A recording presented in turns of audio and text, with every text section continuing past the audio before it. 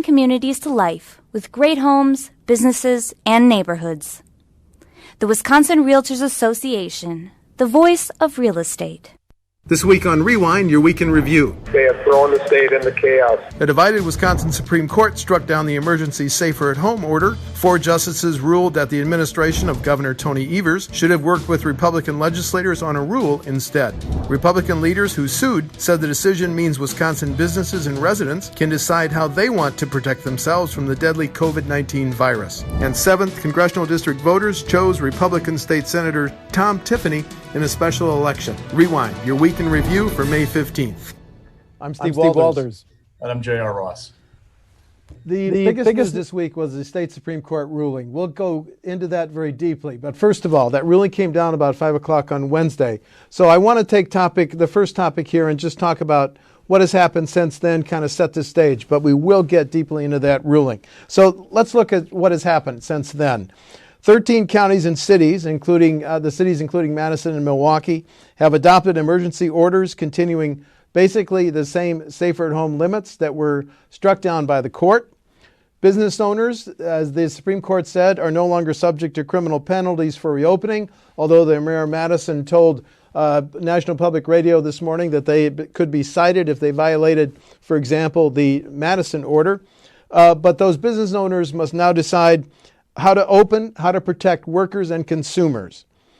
Some bar owners, as you've seen on the national news, including CBS last night, opened immediately. They took the Tavern League's advice. But now, the decision is kind of up to you. Do you want to wear a mask? How much do you want to go out? Do you want to practice social distancing? You have to pick which businesses, restaurants, movie theaters, drive-ins, and some of these small retail stores that the governor announced on Monday, you want to patronize and feel safe. Now, here's where I'm going to ask JR to jump in. The rulemaking process that the governor addressed yesterday calls for the agency, DHS, Department of Health Services, to draft a scope statement, but the governor says that's very timely. JR, talk about the process there, please. So essentially, they put out what's called a scope statement. It's basically the framework of what the rule, what its goal is. Now you begin to draft the rule. It has to be published in the state paper of record, which is the Wisconsin State Journal, on a Monday, I believe it is, or something like that. So then it's out there and it can be put in place. However, whatever rule is put out there, the Joint Committee for Review of Administrative Rules has the power to suspend that rule. I believe they can do that committee can do parts or all of the rule. And here's where it gets interesting. The scope statement, the framework that we saw yesterday, basically is parallel to what Governor Evers had in stay-at-home order. Now, it doesn't provide specifics of like how far it would go on limits on bars and restaurants, those kinds of things, but it's generally the same goal. Now, that Joint Committee for Review of Administrative Rules, it's a 6-4 Republican committee. You have on that committee 3 Senate Republicans and Steve Noss, the co-chair, and David Craig from Big Bend, who've already called for Andrea Palm to be rejected as a DH secretary because of her order. You have Dewey Strobel, who's raised a number of concerns about the order that was issued by the Evers administration. And the other co-chair is Joan Ballweg of Marquette from the Assembly, who's running for the state Senate. And by the way, has told the Journal Sentinel that she has questions they need to rule at all right now to deal with any regulations, leave all the locals. Okay. So what I'm getting at is even if the Evers administration works out some kind of deal with Robin Vos and Scott Fitzgerald, the top GOP leaders in the legislature, about this rule, I'm not sure it's going to ever go into effect because the committee can suspend it. And that's where you get a rub, where it looks like Republicans have moved from a regional approach to reopening the state to now the way the Supreme Court order saying, well, people can use their best judgment and we can, and the legal locals are saying, well, it should be basically up to the citizens to do what they, decide the risk for themselves. Maybe we don't need a rule. Maybe the rule should be about what happens the next time.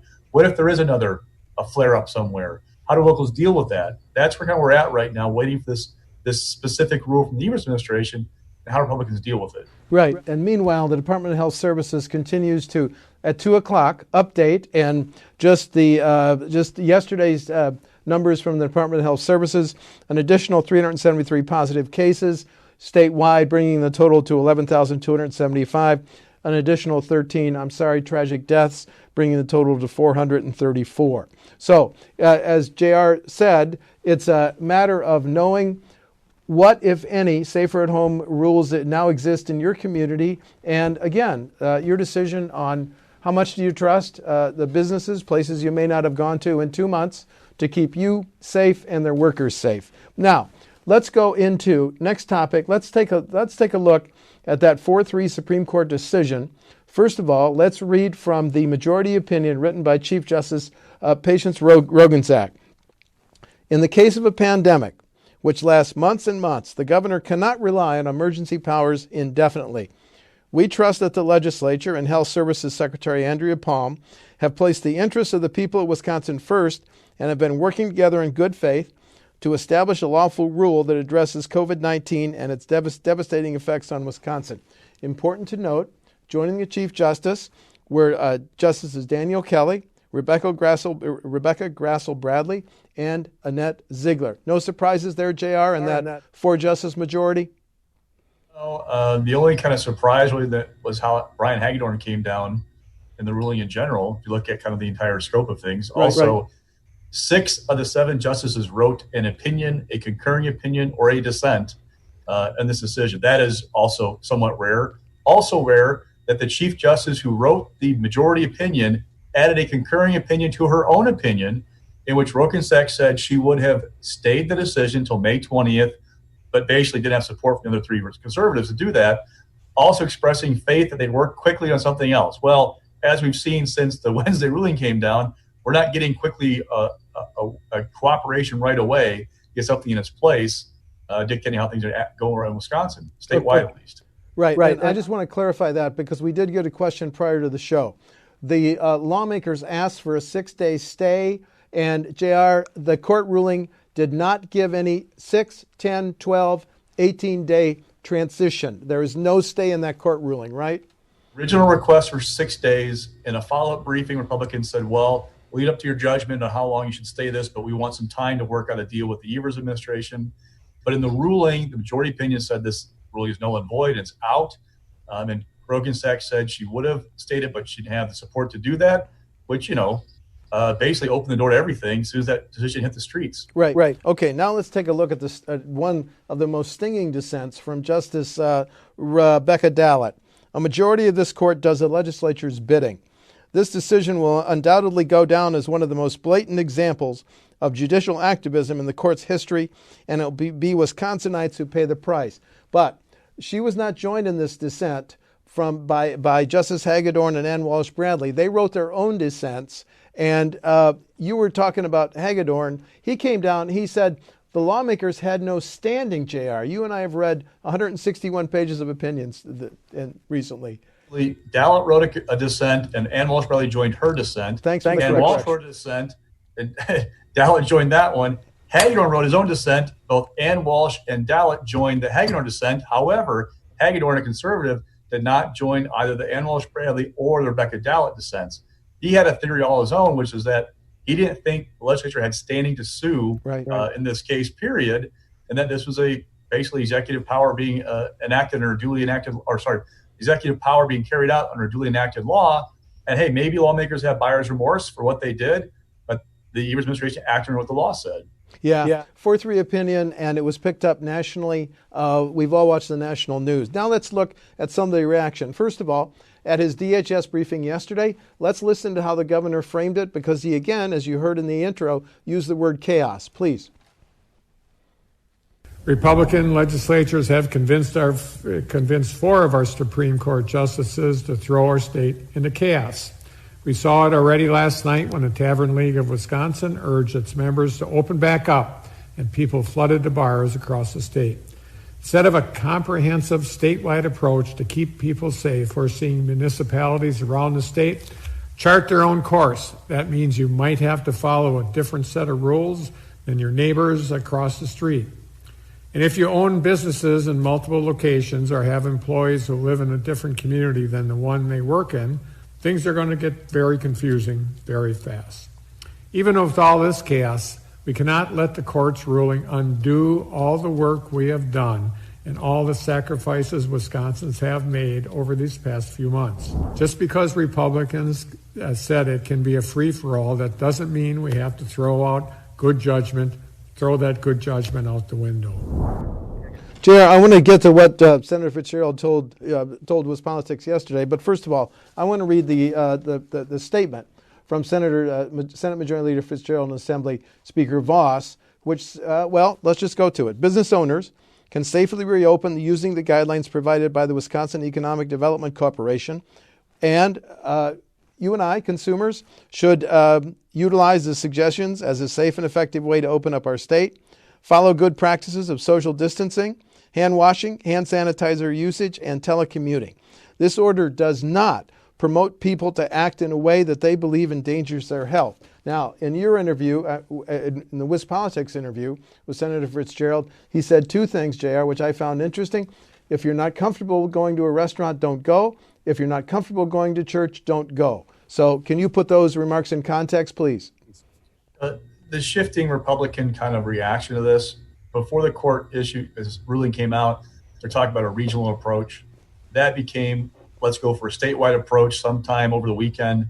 From what I can tell, there were a couple of complaints about that. One, Southeast Wisconsin lawmakers saying, hey, if we go regionally, then these communities that I represent are not going to be impacted because they're going to be still under the stay-at-home order. That's not fair to my businesses.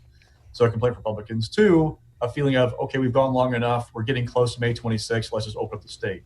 So there's that piece. Then the shift to, okay, yeah, if you still feel not safe, stay home, but don't take away the opportunity for business X to make a living. If they want to take that chance, it's their choice to take that chance. You don't feel safe, stay home. Right. So now we have the situation where, all right, how are people going to react? And with the Evers administration approach, they were going to enforce social distancing things at bars and restaurants. But we all saw a video of bars Wednesday night within hours of the ruling, people packed elbow to elbow, no mask on, no hand sanitizer in the bar. But again, say, hey, that's not what the image that Republicans want to see, but they're saying that is their choice. We're always going to be a spike in cases, a second wave, but we have the capacity now with our hospitals to handle, and it comes up this late spring and summer.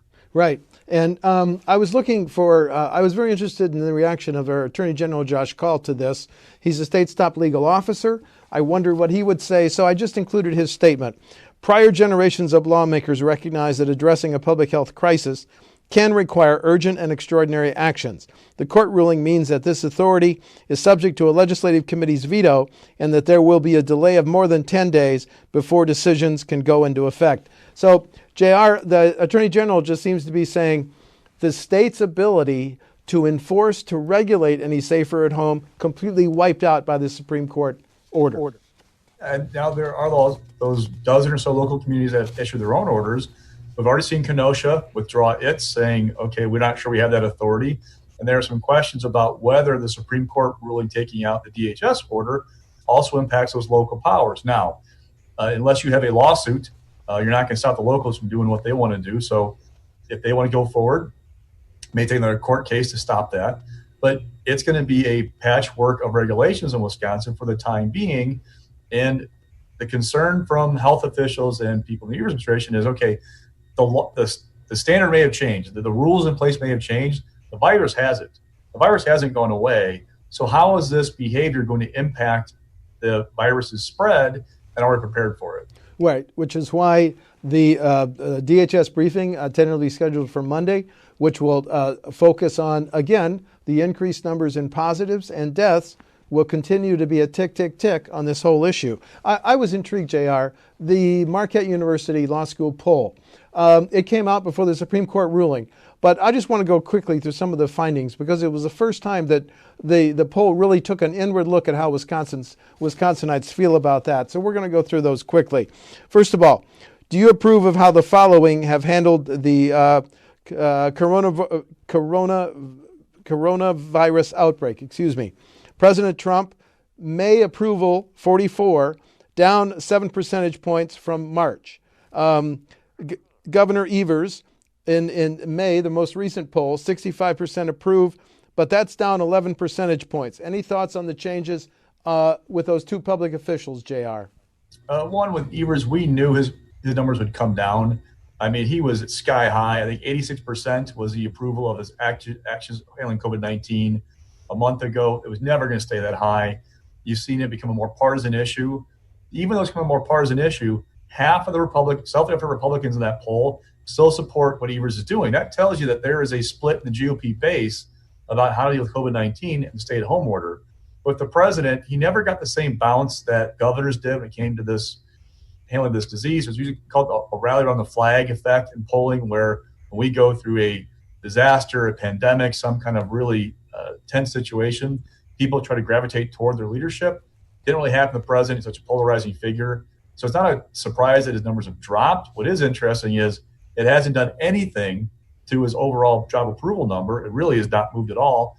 Even with the skyrocketing unemployment in Wisconsin, he still gets positive marks on his handling of the economy, which has been his calling card the entire time, like 54-40. It's amazing. The guy's numbers just do not change no matter what happens. Right. Okay. And that second question I wanted to quickly look at. The governor's original decision to close schools, businesses, limit gatherings, public gatherings, appropriate or an overreaction? In May, the most recent poll, 69% approve. In March, 86% approve, a drop of 17 percentage points. Any PSs quickly, JR? Just that partisan divide, and that's just a more partisan issue, and that GOP divide.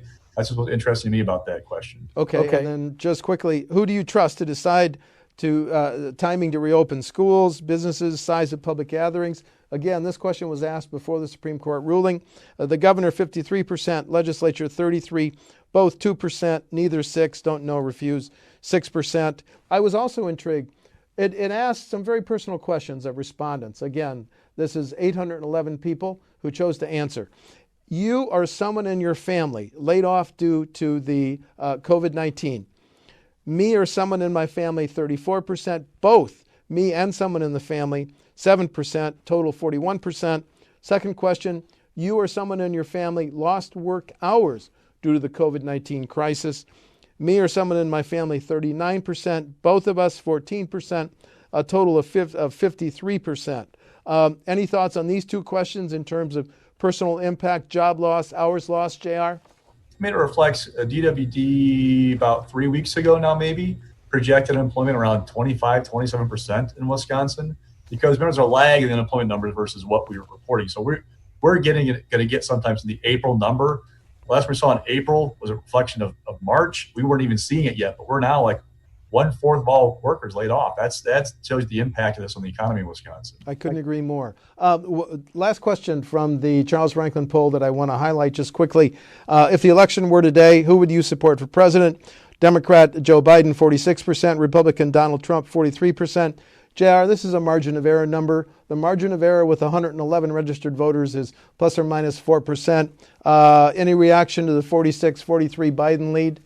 Again, it shows that president numbers don't move a whole lot. We're in a tight race in Wisconsin. It's going to remain that way. And interesting that Franklin pointed out in their presentation on Tuesday was that they've taken the last 4 Marquette polls and added up the people who have a negative opinion of both Donald Trump and Joe Biden. Biden's winning like 4-1 with those voters. The people who have a positive opinion of both of them, Trump's winning like 3-1 with those voters. Here's the thing. The pool of people who don't like either of them is 3 times as large as the one that like both of them. What am I getting at? Well, in 2016, Trump did really well. People don't like either him or Hillary Clinton.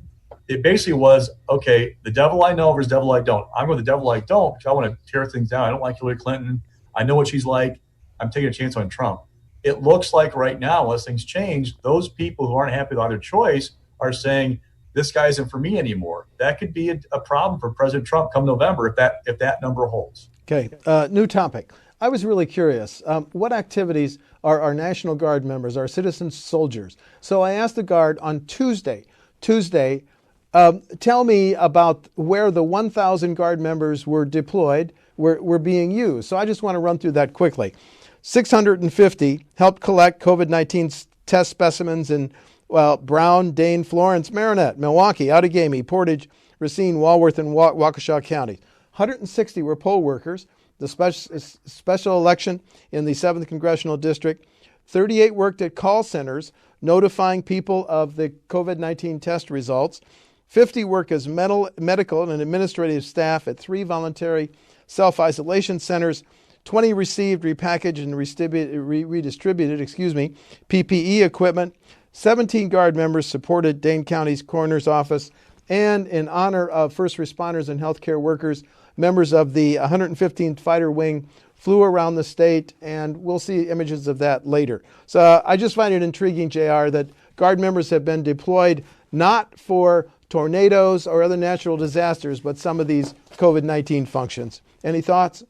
No, they played a key role in helping man the polling places on Tuesday in the 7th Congressional District. So they filled in those gaps up there. They've been running the testing sites. They've been a huge role in what's going on. Guard, thank you for your service. Okay, now, JR, this one is up to you. Before I ask you to talk about State Senator Tom Tiffany's victory in the 7th Congressional District special election, let's listen from both candidates in which Mr. Tiffany says, I'm going to Washington to help President Trump, and the Democrat, Tricia Zunker, said, we laid the groundwork for, and that's, I'm going to ask you, JR, whether that's a hint that she's going to run in November. But first, let's listen, to both candidates.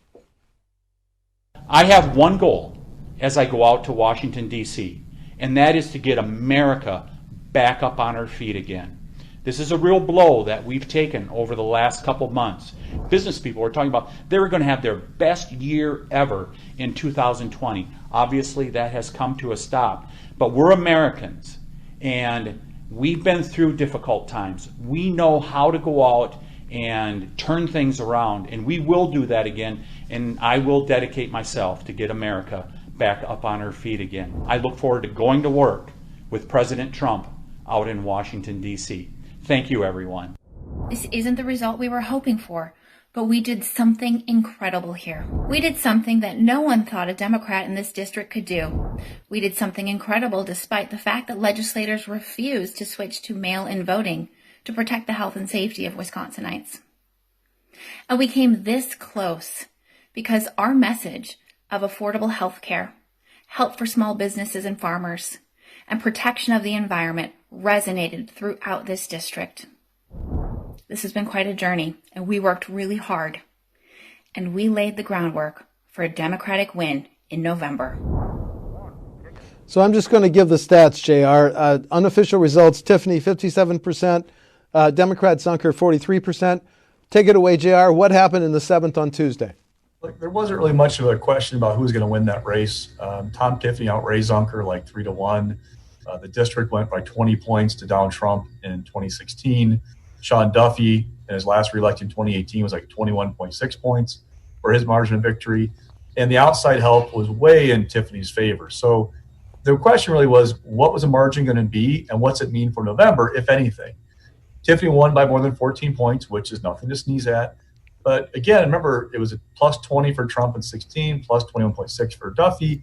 So does that mean anything? Well, Democrats, of course, saying, hey, even as a shift of 5 points, that's not good for Trump, because Trump needs to do really well in these areas to maximize his turnout, because he's going to lose ground place like Milwaukee, which didn't turn out as well for Clinton as maybe Dems had hoped in 2016.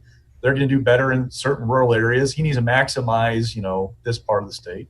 Republicans say, hey, any win's a good win. Special elections are odd. You can't really predict much off of this. And oh, by the way, you're grasping at straws to try and predict a November turnout off of a May election. So really, talking to people, neither side got what they wanted. If Dems had gotten a single point victory, they would really could have, tooted their own horns. Republicans got a 20-point win. They've been, hey, there's more enthusiasm for Trump than there was before.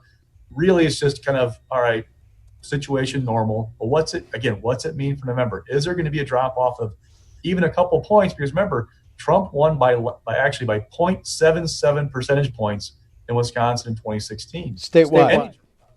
Any drop is not good for him. But can he max it? Can he find more voters in the 7th? Find more voters in western Wisconsin? Do better in the suburbs? Those are his challenges come November. Okay, but JR, quick follow-up question. When Zunker said we laid the groundwork, does that mean she's going to run again on November 3? Possibly. I've been asking for a campaign for response, and that had on her back. Okay. Next topic. The Democratic National Committee, a committee of the Democratic National Party has recommended a rule change to allow what could be a virtual Democratic nominating convention in August. The committee recommended giving the Milwaukee planners of the convention broad authority. The resolution that was approved by a committee says planners can use social distancing guidelines. Again, the changes are expected to be approved by the DNC. 2 quotes, one from Jason Ray of Milwaukee, who's secretary of the Democratic National Committee. We're providing the convention team with the opportunity to look at a wide range of potential options, looking at how we scale up or down as we get closer to August. And National Party Chairman Tom Perez again said, it's my expectation and hope that we will have an exciting, inspiring convention in August in Milwaukee. What do you think, JR? In-person Milwaukee convention hanging by a thread? Oh, it has been for a while. This is just more of an indication of the uncertainty over the convention, how it can be held, how many people can gather, what it's going to look like. We just don't know what this virus is going to look like come July. We're probably not, barring a miracle, we're not going to have a vaccine by July, right? By August. So how do you operate minus those things that people say you need to have to operate safely with COVID-19? Okay, next subject. We were a little late starting Rewind because, JR, you just got some breaking news. What is it? State Senator Jennifer Schilling, who was the Senate Minority Leader, she announced early this spring she's not going to seek re-election. Then she stepped down as Minority Leader. Today she resigned her Senate seat to pursue a private sector opportunity. Basically, in her statement, she said that state law requires you to step down if there might be a conflict of interest with your career opportunity. So she's leaving now to pursue something in the private sector. Wow, that's a surprise. And the potential lineup, the face-off on November 3, Brad Pfaff, the dismissed Secretary of Agriculture, versus Dan Kapanke.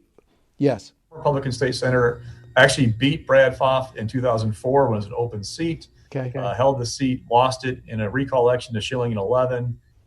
Sought to beat her in 16, lost by 61 votes. Right. Now he's back again. Yeah, and Kapanke owns the Loggers baseball team. Wonder how they're going to play this season. Anyway, okay, stock picks, JR, rising. So absentee ballots, look, we're maybe seeing a huge shift in how we vote in Wisconsin. Now, there are no guarantees how things will turn out in the fall, but what we're seeing so far is an indication of people gravitating toward this option.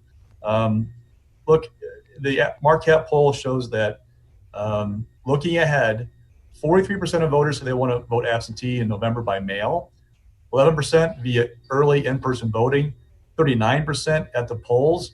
Just look at November 2016. Then you had 4.8% voting absentee by mail, 22.5% through early in-person voting, and 72.7% through in-person voting at the polls. That'd be a huge shift. The question becomes, okay, what does that mean for clerks? How do they marshal the resources to go from expecting a big turnout at the polls to opening the mail? Now, there's a partisanship break, just like in everything in Wisconsin. Democrats more likely to say they're going to vote absentee via mail. Republicans more likely to say they're going to vote in person at the polls. So that's something to keep in mind. And even in the 7th, a very Republican district, there's a pretty healthy absentee ballot turnout. Again, these are kind of things being looked at in the middle of a pandemic. What's it look like come November? Do we change our behavior? Or people go, it's just easier to vote by mail. All I can do is put my request in, and you can put a request in and get those sent to you and be done with it. Okay, and almost out of time. Mixed. Brian Hagedorn. Look, this is the second time Hagedorn has disappointed the conservatives who rallied to his side in 2019 and got him elected. Don't forget, a year ago, he was being down to Lisa Neubauer in the race for Supreme Court. He said he was being attacked for his religious views. Conservatives rallied to his side. Now you have a decision where he's saying, I'm not going to join the conservative majority here on this case.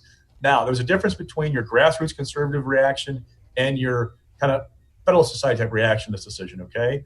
The grassroots folks are saying, okay, I want the outcome I want, which is him siding with conservatives. The Federalist types are going, well, he had a rationale for what he did, but I don't like it. Also, if you're a geek like I am, read the footnotes of that decision from Wednesday. There is some serious conservative violence going on in those footnotes. Daniel Kelly says he was condescending. Rebecca Bradley takes him to task for basically ignoring the Constitution. It's really interesting reading if you have time. Yeah, if you're a wonk. Okay, you got 15 seconds on falling. All right, real quick. So there's a group called Our American Revolution. It is associated with kind of a Bernie Sanders aligned group. It has been doing this process to help do nomination papers. Turns out there are lots of problems with the papers it's generating, this online tool. Really some issues with Democratic candidates in the fall. Just keep an eye on that in case anybody gets knocked off the ballot because of it. Okay, I rush you through stock picks because I just want us to close with a 20-second look at some footage from the 115th Fighter Wing flying over Wisconsin. So let's take a quick look at that.